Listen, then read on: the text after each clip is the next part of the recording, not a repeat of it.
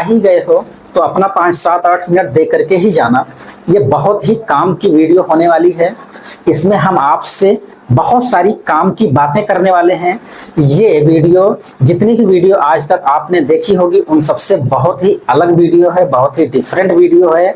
और हम इसमें ऐसा कुछ नहीं बताने वाले हैं कि क्लास 11 स्टार्ट करने की बेस्ट स्ट्रेटजी क्या है, 95+ स्कोर करने की बेस्ट स्ट्रेटजी क्या है, ठीक है, एग्जाम में कौन कौन सी मिस्टेक ना करें। ये इन सबसे बहुत अलग और हटकर वीडियो है और डिफरेंट वीडियो है। चलिए आइए हम लोग इसको स्टार्ट करते हैं।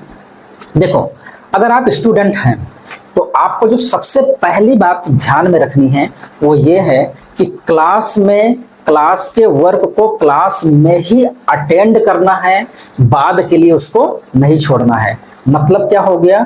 मतलब ये हो गया कि जब कोई टीचर थोड़ा बहुत कुछ पढ़ाता है, पढ़ाने के बाद 1-2 क्वेश्चन उस पर करने के लिए दे देता है तो ज्यादातर बच्चे बैठ करके इंतजार करते हैं, अभी तो सर कराएंगे, मैं देख लूंगा।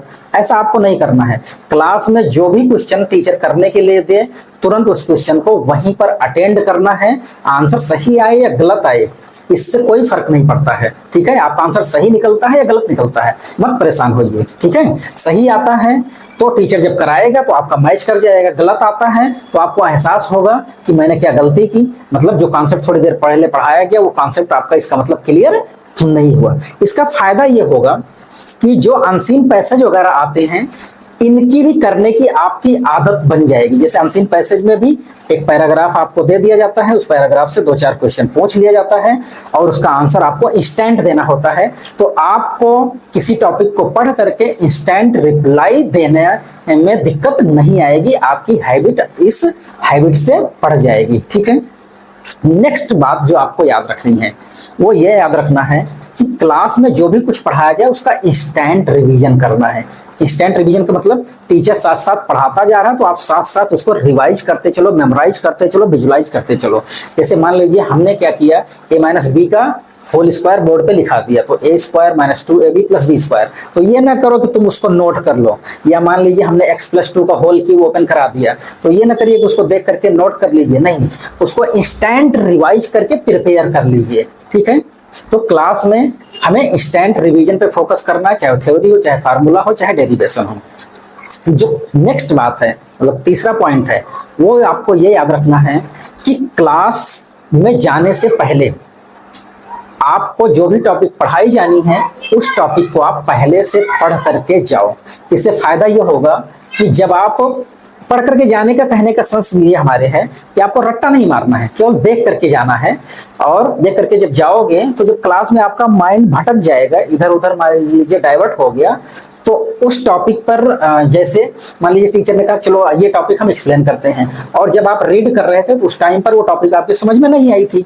तो जब नहीं आई थी तो जैसे वो टीचर बोलेगा आइए चलो इस टॉपिक को समझते हैं, तो तुरंत आपका माइंड हिट कर जाएगा और आप फोकस होकर के उस टॉपिक को समझ लोगे, वो कॉन्सेप्ट आपका क्लियर हो जाएगा, ठीक है।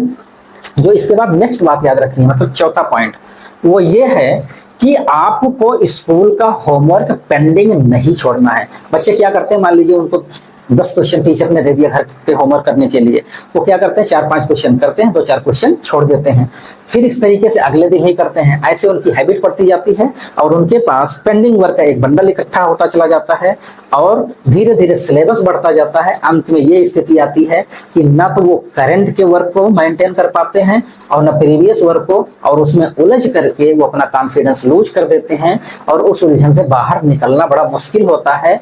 बहुत कम बच्चे ही उससे बाहर निकल पाते हैं क्योंकि उसके लिए एक्स्ट्रा एफर्ट की जरूरत पड़ती है, ठीक है।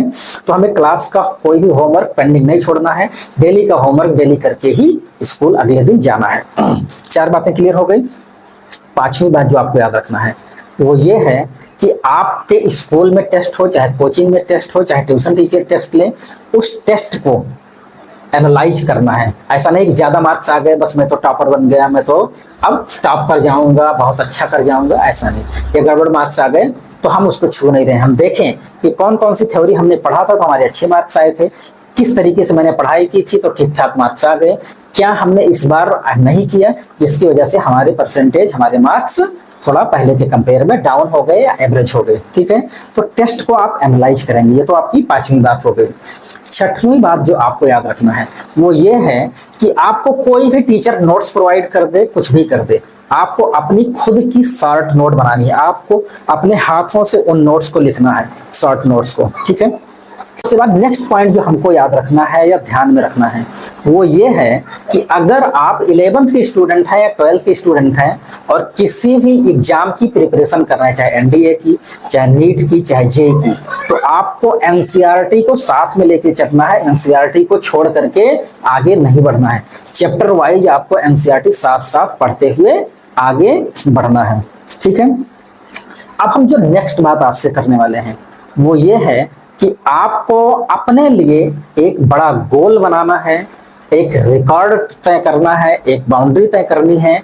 जैसे क्रिकेट वगैरह में होता है कि इस बाउंड्री को क्रॉस करेगा तो 4 रन, इस बाउंड्री को क्रॉस करेगा तो 6 रन। ऐसे बाउंड्री डिसाइड करनी है कि हमको 2 साल में, 3 साल में, 4 साल में, 5 साल में क्या बनना है, क्या अचीव करना है, क्या पाना है। और उस गोल को आप अपने एक ओरिजिनल फोटोग्राफ के साथ चिपका करके और अपने चाहो तो हर एक बुक में, हर रजिस्टर में रखो, या जहां पर आप स्टडी करते हो वहां पर इसको लगा करके चिपका करके रखो। उससे आपका मन भटकेगा नहीं, आपको वो याद दिलाता रहेगा कि आपने संकल्प लिया है कि 2 साल में मुझे नीट क्वालिफाई करना है, या जेई क्वालिफाई करना है, या मुझे एनडीए क्वालिफाई करना है, मुझे क्लैट क्वालिफाई करना है, या जो भी आपका एम है, जो भी टारगेट एग्जाम है, उस टारगेट एग्जाम को क्वालिफाई करना है। तो उससे आपको वो रिमाइंडर मिलता रहेगा और आप कहीं भटकाव में नहीं आएंगे। नेक्स्ट बात आपको याद रखना है, अगर आप 9 to 12 के स्टूडेंट हैं, आपको अपनी लाइफ में कोई ऐसा काम नहीं करना है, कोई भी ऐसा काम नहीं करना है जिस काम के बारे में आकर के आप अपने पेरेंट्स से बता ना सको।